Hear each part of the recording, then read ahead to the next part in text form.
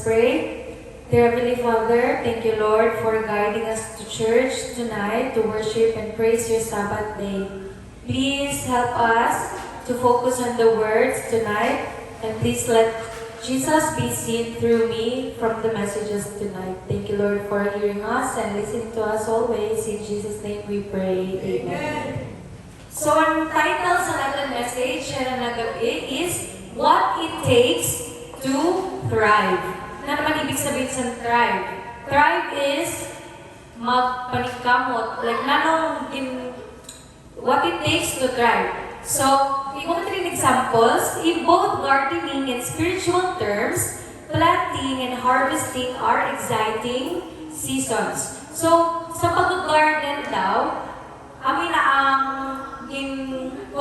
in-relate sa aton spirituality, sa aton faith, dila sa Ginoo, ang aton spiritual, kag gardening. Di ba, pag nagsabi na nag-garden ka, pag nag-plant ka, naisip mo na dayon kung nanon mo ma-harvest. So, exciting siya. Planting is the start of an adventure. And harvesting is the product of the hard work. So, pag mag-plant daw kita, amin na ang start sa adventure. Hindi gina-imagine ka na kung nanon natin makuha. And then, harvesting naman is a product or ang kinalabasan sa imo hard work, sa imo pag-plant. So, it is easy to celebrate new beginnings and hard-earned completions, but one thing that's not as much fun is the pruning process. Sino maarap din sa pruning process? Example ko sana, halimbawa, igusan, tomato tree, sino maarap sa puno sa kamatis? Nakakita na ka mo sana? Di ba siya tailangin na siya?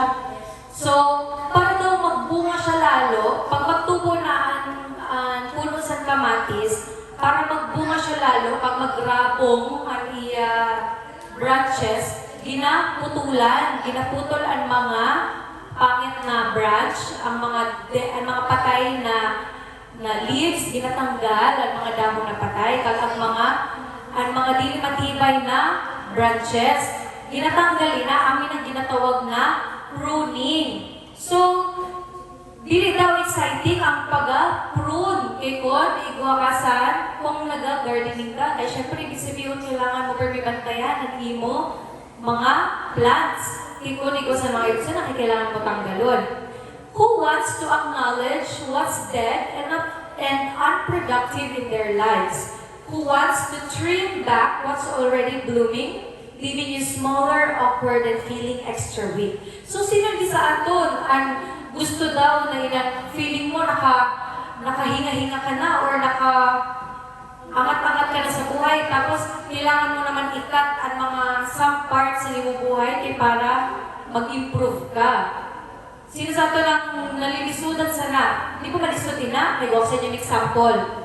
Ako, sa Titrix, di ba, nakagraduate na ako. Nakagraduate na ako sa MedTech. Tapos nagtrabaho na ako. Nag-start na ako pag-earn sa sarili ko ng kwarta, sa sweldo ko. Pero, yan na June, mahalin naman ako kay, may eskwela naman ako. Amin ang kinasabi na, nakahinga-hinga na nga ni Sinda Mami, kaya nakagraduate na, pero nagdesisyon man ako na gusto ko mag-klase otro, so magastos naman sila sa akon. Pero amin na ginatawag na pruning process, may i-cut ka na something sa iyong buhay para mag-improve ka lalo. So, minsan, mahirap pinatanggapon sa ating buhay na kailangan natin mag-cut sa mga bagay na nagpa-hold back or nagpugol sa ato na mag-grow. Di ba? Mahirap na. Wala ko naintindihan nyo na yun, pero naintindihan na sa mga darat ko. Mahirap yun na himuon. Pero, sabi din, pruning is exactly what we need to keep producing fruit.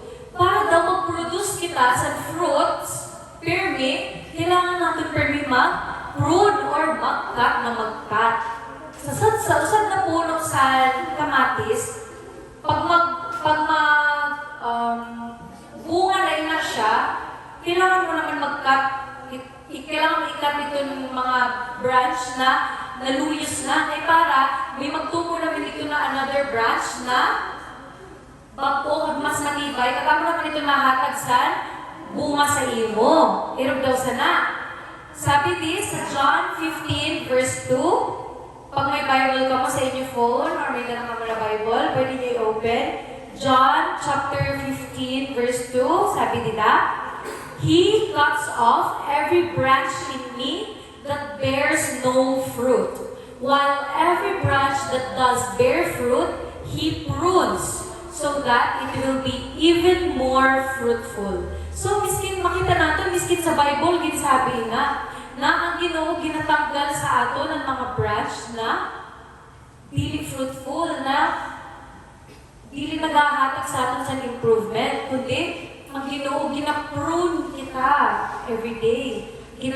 Ginatanggal sa Ginoo ng mga part na dili sa aton makahatag sa improvement. So, para matanggal ito, ang ito bunga kita sa mas maayos, sa amin ang sabi ni Jesus. Jesus mentions two separate actions in this process: cutting off what's dead and pruning fruit. So, sa pag-plant, sa pag-garden, i-mention ni Jesus ato sa verse naton na ikusantuhan na actions, ang pag-cut off kag ang pag-bear sa fruit. So, explain na kayo na, ha?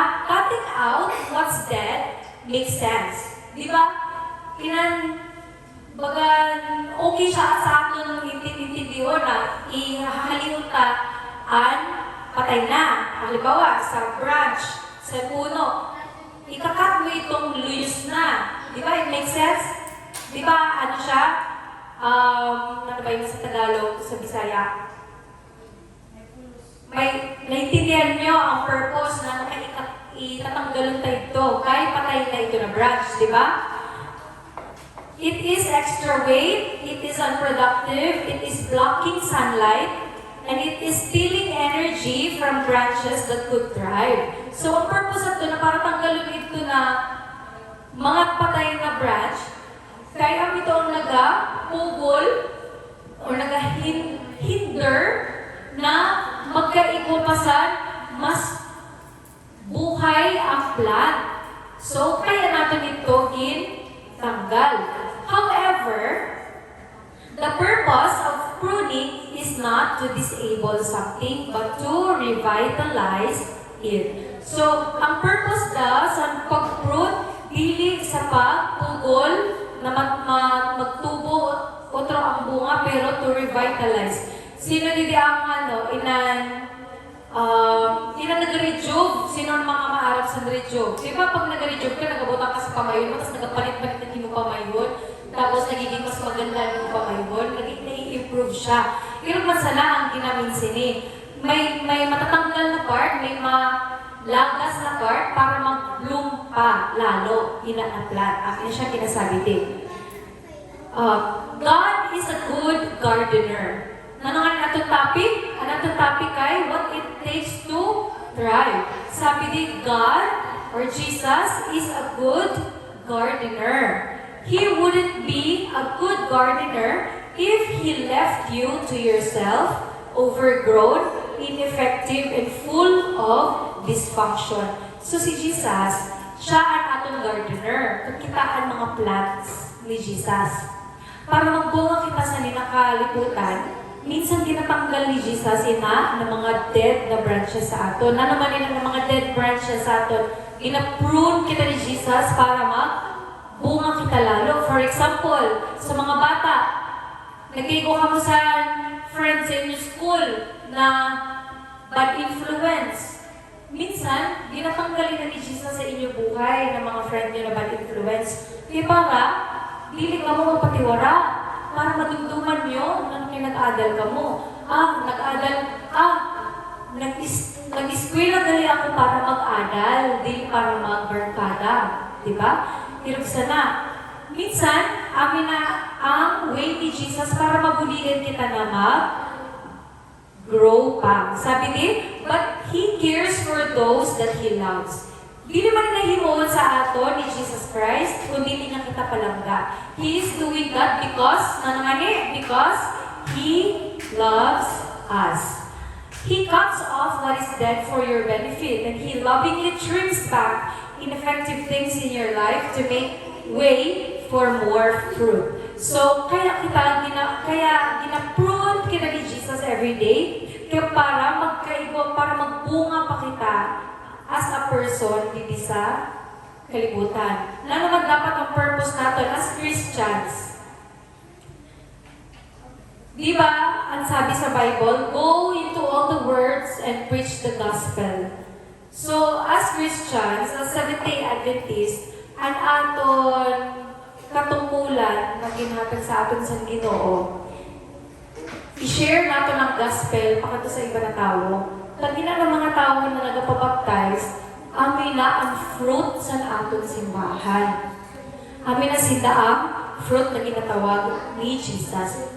So, sabi din, you can trust God with your life because He cares about who you are and who you can become. So, nakikita ni Jesus ang aton potential every day.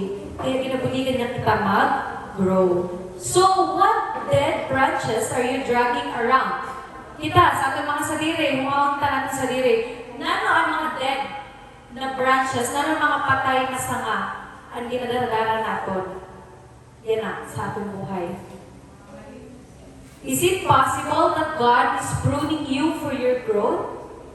Posible ba na sa nina moment, gina-prune kita ni Jesus o gina-cut niya ito ng mga dead branches sa ating buhay para mag-grow pa kita sa future? Take a few moments and talk to God about any areas in your life that you recognize need to change. So, niyan, pag-uli ninyo sa inyo balay, isipon nyo yun na pag mag-istorya kayo sa Ginoo. Sabihin nyo, isabi nyo kay Jesus, i-confess nyo kay Jesus, ang mga bagay na kailangan pa mabago sa inyong buhay. So, ako lang po yung message natin sa inyo kagabi yun. Sana na-bless kita. Happy Sabbath everyone and good night.